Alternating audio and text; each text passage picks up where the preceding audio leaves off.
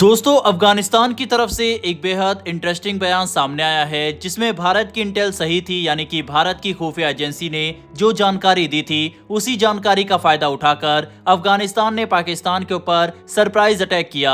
हालात ये है कि पाकिस्तान आर्मी ने घुटने टेक दिए और आसिम मुनीर लगातार मीटिंग्स कर रहे हैं और इसे एक बड़ी इंटेल फेलियर करार दिया जा रहा है। अफगानिस्तान पाकिस्तान के बीच ताजा हालात क्या है और क्या ये सीज फायर आगे भी जारी रहेगा, किस तरह से भारत ने अफगानिस्तान की मदद की, इन सब के बारे में इस वीडियो में बात करेंगे। इसके अलावा डोनाल्ड ट्रंप की तरफ से एक बार फिर से बड़बोला बयान सामने आया जिसमें उन्होंने कहा कि पीएम मोदी ने वादा किया कि वह रूस से तेल नहीं खरीदेंगे। अब इस पर भारत और रूस दोनों की तरफ से रिएक्शन सामने आया, इसके बारे में भी इस वीडियो में बात करेंगे। तो चलिए शुरू करते हैं इस वीडियो को। पाकिस्तान और अफगानिस्तान के बीच तनाव एक बार फिर खतरनाक मोड़ पर पहुंच गया है। ताजा रिपोर्ट्स के मुताबिक अफगान तालिबान के लड़ाकों ने पाकिस्तान के कई सैन्य ठिकानों पर एक साथ हमला किया है। इन हमलों के बाद पाकिस्तान के सेना प्रमुख जनरल आसिम मुनीर ने रात रावलपिंडी के GHQ यानी जनरल हेडक्वार्टर में एक इमरजेंसी मीटिंग बुलाई। ये बैठक इतनी गंभीर थी कि इसमें पाकिस्तान के सभी टॉप जनरल्स को तुरंत बुलाया गया। सूत्रों के अनुसार जनरल आसिम मुनीर ने इस मीटिंग में अपने ही जनरलों को जमकर फटकार लगाई। उन्होंने कहा कि अफगान तालिबान के इतने बड़े हमले की पहले से कोई जानकारी क्यों नहीं थी, इंटेलिजेंस एजेंसियों को क्या हो गया है, आखिर पाकिस्तान की सीमा पर इतनी बड़ी चूक कैसे हो सकती है। आसिम मुनीर ने मीटिंग में हर अफसर से अलग अलग सवाल किए। एडवांस इंटेल कहां थी, तालिबान की मूवमेंट का पता क्यों नहीं चला और जब हमला हुआ तो तुरंत बैकअप फोर्स क्यों नहीं भेजी गई। उन्होंने इस पूरे प्रकरण को पाकिस्तान की बड़ी इंटेलिजेंस फेल्योर यानी खुफिया नाकामी बताया। रिपोर्ट्स के मुताबिक तालिबान ने पाकिस्तान पर 7 अलग अलग मोर्चों पर हमला किया। अंगूर अड्डा, बाजोर, कुर्रम, दिर, चित्राल, वजीरिस्तान, बहरामचा और चमन से इन जगहों पर तालिबान ने भारी तोपखानों से फायरिंग की, जिससे पाकिस्तान की फौज पूरी तरह चौंक गई। ये हमले अचानक और एक साथ किए गए थे जिससे पाकिस्तान की सीमाई सुरक्षा व्यवस्था की पोल खुल गई। जनरल मुनीर ने अपने कमांडरों को आदेश दिया है कि अगले 7 दिनों में हर कमांड रिपोर्ट तैयार करे जिसमें ये बताया जाए कि गलती कहां हुई, किस स्तर पर हुई और आगे से इसे कैसे रोका जा सकता है। उन्होंने साफ कहा कि अब लापरवाही बर्दाश्त नहीं की जाएगी। उन्होंने कहा पाकिस्तान इस समय जंग की स्थिति में है, हमें ये समझना होगा कि दुश्मन से बाहर नहीं अंदर भी है। जब तक हम एक हार्ड स्टेट नहीं बनते तब तक हमारे जवान और आम नागरिक यूं ही कुर्बान होते रहेंगे। मुनीर का ये बयान पाकिस्तान की मौजूदा स्थिति को बखूबी दर्शाता है। एक तरफ अंदरूनी आतंकवाद से लड़ाई, दूसरी तरफ सीमाओं पर तालिबान के हमले, पाकिस्तान पर चारों ओर से दबाव बढ़ रहा है। इस मीटिंग के आखिर में जनरल मुनीर ने सख्त आदेश दिए, सीमा की चौकसी बढ़ाई जाए, रणनीतिक तैयारियां मजबूत की जाए और किसी भी हाल में ऐसी नाकामी दोबारा न हो। उन्होंने कहा कि अब वक्त आ गया है कि पाकिस्तान अपनी सुरक्षा व्यवस्था को रीसेट करे और नए सिरे से प्लान बनाए। लेकिन सबसे दिलचस्प बात यह है कि इसी बीच भारत की इंटेलिजेंस एजेंसियों की जानकारी अब पूरी तरह सही साबित हो गई है। अफगान तालिबान के प्रवक्ता मुजाहिद ने खुद इस बात की पुष्टि की है कि पाकिस्तान की ISI और सेना के कुछ अधिकारी इस्लामिक स्टेट खुरासान के ऑपरेशंस चला रहे थे। तालिबान ने खुलासा किया कि ईरान के केरमान शहर और रूस के मॉस्को के क्रोकस सिटी हॉल पर जो आतंकी हमले हुए थे वो पाकिस्तान की जमीन से प्लान किए गए थे।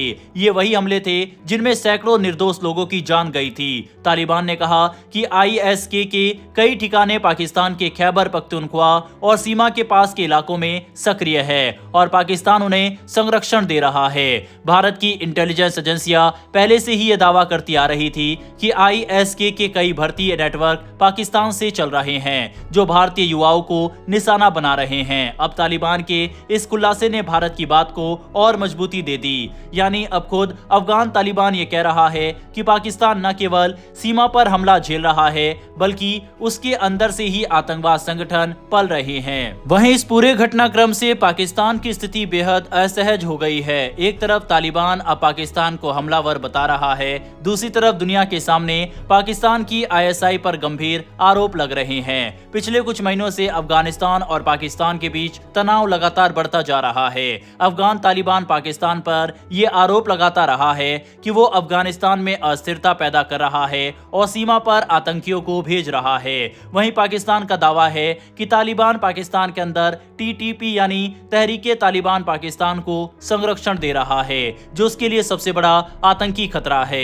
इस बार के हमले ने दोनों देशों के रिश्तों को एक नए संकट में डाल दिया है। सीमा पर गोलीबारी रुकने का नाम नहीं ले रही और दोनों देशों के सैनिक लगातार हताहत हो रहे हैं। पाकिस्तानी मीडिया के मुताबिक सेना प्रमुख मुनीर ने अब पूरे पश्चिम मोर्चे पर हाई अलर्ट जारी कर दिया है और कहा है कि किसी भी नई उकसावे वाली कार्रवाई का जवाब तुरंत और कड़ा दिया जाएगा। वहीं भारत की ओर से इस पूरे घटनाक्रम पर नजर रखी जा रही है। भारतीय खुफिया एजेंसियों ने पहले ही चेतावनी दी थी कि अफगानिस्तान पाकिस्तान बॉर्डर इलाकों से नए आतंकवादी समूह फिर से सक्रिय हो रहे हैं, जो भारत के खिलाफ साजिश रच रहे हैं। अब तालिबान की इस पुष्टि के बाद भारत का रुख और भी स्पष्ट हो गया है कि पाकिस्तान आतंकवाद के केंद्र के रूप में काम कर रहा है। अंतर्राष्ट्रीय स्तर पर भी पाकिस्तान पर दबाव बढ़ सकता है। अमेरिका और रूस दोनों पहले ही ISK की गतिविधियों पर चिंतित है। अब जब तालिबान ने सीधे सीधे पाकिस्तान पर उंगली उठाई है तो इस्लामाबाद के लिए अपनी स्थिति बचाना और मुश्किल हो जाएगा।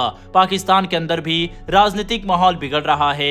जनता सवाल पूछ रही है कि आखिर सेना इतनी बड़ी इंटेलिजेंस फेल्योर कैसे झेल गई। जब तालिबान कई दिनों से सीमाई इलाकों में मूवमेंट कर रहा था तो किसी एजेंसी को इसकी भनक क्यों नहीं लगी। जनरल आसिम मुनीर की ये इमरजेंसी मीटिंग अब पाकिस्तान के लिए एक टर्निंग पॉइंट मानी जा रही है। अगर पाकिस्तान ने अपनी रणनीति नहीं बदली तो आने वाले दिनों में पश्चिम सीमा पर हालात और भी खतरनाक हो सकते हैं। एक तरफ तालिबान, दूसरी तरफ ISK और बीच में पाकिस्तान, जो अब खुद अपनी नीतियों के जाल में फंसता जा रहा है।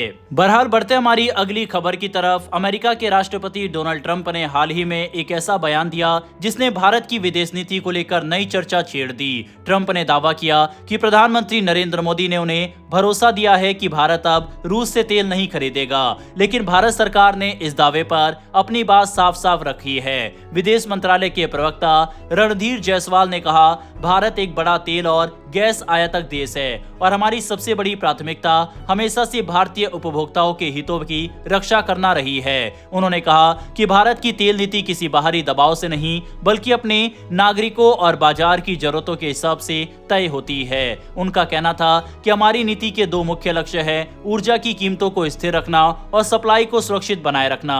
जायसवाल ने आगे बताया कि भारत अपनी ऊर्जा के स्रोतों को विविध बना रहा है ताकि किसी एक देश पर निर्भरता न हो। उन्होंने कहा कि अमेरिका के साथ ऊर्जा सहयोग बढ़ाने की दिशा में बातचीत जारी है, लेकिन भारत का मकसद केवल यही है कि भारतीय उपभोक्ताओं को सस्ता और भरोसेमंद ईंधन मिले। दरअसल रूस यूक्रेन युद्ध के बाद पश्चिमी देशों खासकर अमेरिका ने भारत पर कई बार दबाव बनाया था कि वह रूस से तेल खरीदना बंद करे, लेकिन भारत ने हमेशा ये साफ किया है कि उसका पहला दायित्व भारतीय नागरिकों के हितों की रक्षा करना है।